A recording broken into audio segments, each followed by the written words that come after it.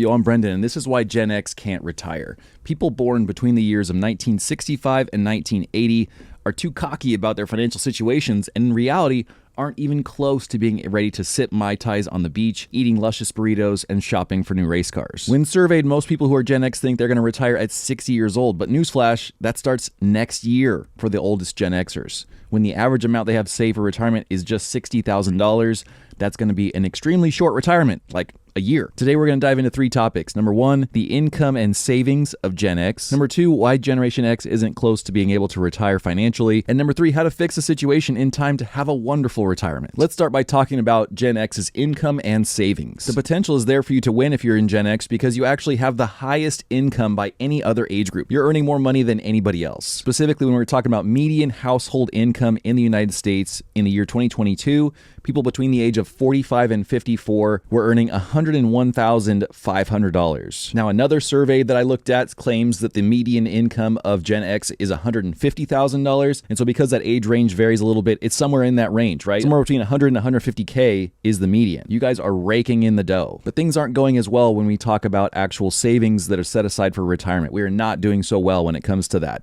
And personally, I like accountability. So my guess is that the median Gen X person spends too much of their money and they don't save nearly enough. What do you think? Whenever you imagine somebody willing to spend a bunch of money on a luxury vehicle or a boat or some other thing that costs a lot of money like a big vacation, what's the age range of that person you think about? Probably 45 to 59 years old, right? Me too. And I can see how that assumption can come off as a little bit offensive, but check out these statistics. I think my perception was actually correct. What generation has the highest consumer debt levels? Gen X has the highest average total debt compared to any other generation. As of 2023, $157,000, and that doesn't include a mortgage. If the average American mortgage, not just to Gen X, but for everybody, is $244,000 and the average HELOC is $42,000, we're talking about nearly $300K in debt just talking about your house. So if Gen X is more than that, they probably have $350,000, $400,000, $450,000 in mortgage debt on top of that consumer debt. It's a lot. And outside of a few extenuating circumstances, this is consumer debt that we chose just because we wanted nicer stuff. As a result of that, Gen X has failed to save for retirement and is in real trouble. So let's talk about Gen X's saving and investing. Depending on which article you look at, the median income of Gen X is $150,000 and the median savings amount is also $150,000. So right now, the average Gen X person, I'll say average even though it's really median, has something like 1 times their annual salary saved up. A positive note though is that that same article claims that the average Gen X person is saving 17% of their income, which is huge. That's a really great number. If that was before tax, we're talking about $2,100 a month. This is a lot of money to shovel away, but I'm going to show you in the numbers below, that's still not enough. It's still not good enough to catch up. Another article I read was a little bit more realistic, and it claims that the median household income for people in that Gen X age range is about $101,000,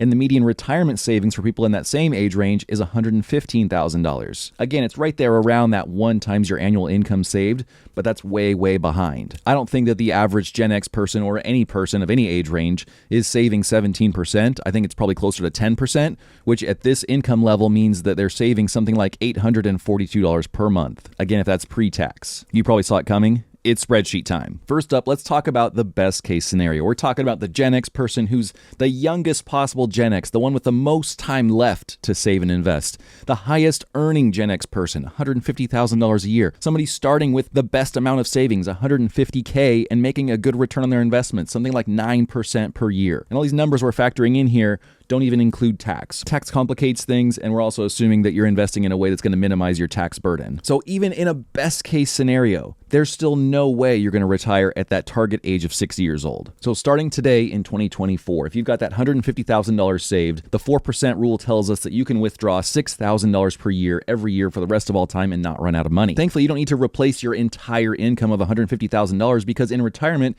typically people spend less money. The rule of thumb that's all over the place is the 80% rule. You take what you currently spend and you only are going to plan on spending 80% of that. I think for our figures, we're only going to spend 70% of that. So 70% of $150,000 is $105,000 per year that you're going to plan on spending. And I'm not even adjusting that for retirement. So the more time goes on, the more conservative this gets. Thankfully, because your retirement isn't that far out, somewhere between 1 and 15 years from now, you can probably plan on actually getting Social Security. I know a lot of people, millennial and younger, who are not planning on being able to take Social Security. We just assume it's not going to be around any more for us. We're not factoring that into our plans, but odds are you probably can. Right now, the average Social Security benefit is $1,782 per month, but if you're making 150 grand per year, you can plan on more. So for today's video, let's plan on $2,500 a month that you're getting from Social Security. If we take our 4% rule and we also add in $2,500 a month for Social Security, you get your total annual income that you can expect from those two different income sources, Social Security and your retirements, which means as of right now, if you wanted to retire at 45, you'd have to live on $36,000 per year,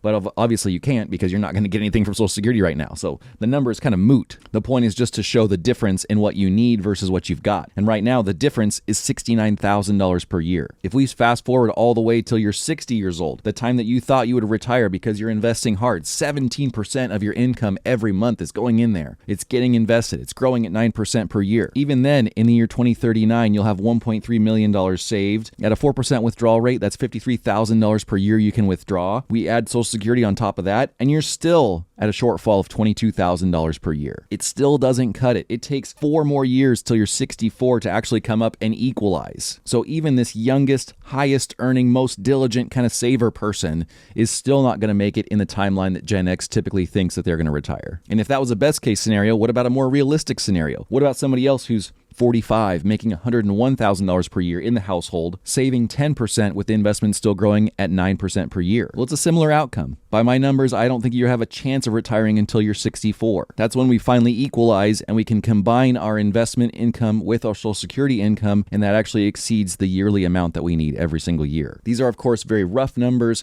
They're rough estimates, and everything depends on your particular life situation, how you invest, how you handle taxes, and really how much money you're going to make and how much money you're going to spend every year. But I think you get the picture. Based on the current perception that people have, they think they're doing better off than they are. So how do we right the ship? Let's go into part 3 of the video. How do we save this situation and make things actually come back around for us so that we can save and invest enough to have a good retirement? Well, number one, I think we should verify a reality of what's happening now. How much are we actually saving and investing? Where is that money going? What's happening? Because I think if we don't understand that, then we're not going to know how to make a plan. I know that's boring homework, but you got to do it. Part of that is step number 2. Are you getting your full employer match? A lot of people have an employer match offered by their job. And if you're not getting that free money, you're not getting that help. Part number 3 is your money actually being invested. I know it sounds crazy, but sometimes we send money into an account, but we never actually choose how to invest it in an ongoing basis. It can sit there in like a money market account or just sit there being held in cash and it's never invested. You're going to miss out on tens of thousands of dollars, if not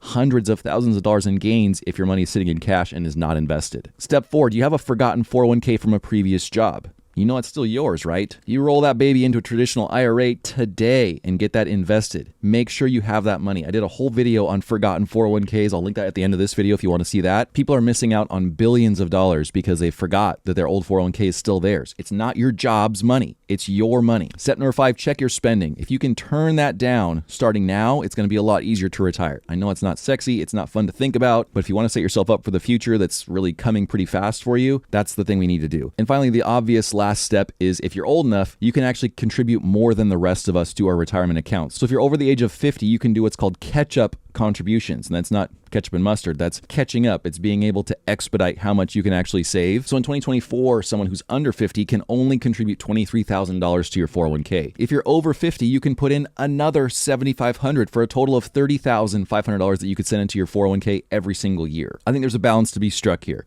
You obviously want to live the life that you enjoy now because all we have is today. But at the same time, if you spend so much money now and you save so little for the future that you have to live like a pauper in retirement and you have this giant step down in lifestyle from when you're 45 to when you're 65, that can be really detrimental to your lifestyle, to your happiness, to your family's well-being. And so I think it makes sense to kind of balance those timelines out. Maybe we don't buy the new truck every 3 years. Maybe we don't buy a new boat every couple years. We turn down the hobbies a little bit. We turn down the vacations a little bit. If you want to have a better than average retirement, you've got to do things that the average person isn't doing. Here's that video on the forgotten 401ks, so watch that next. Channel members, thank you so much for your direct support. I appreciate you so much every single day. And for everyone else, I'll see you later. Bye.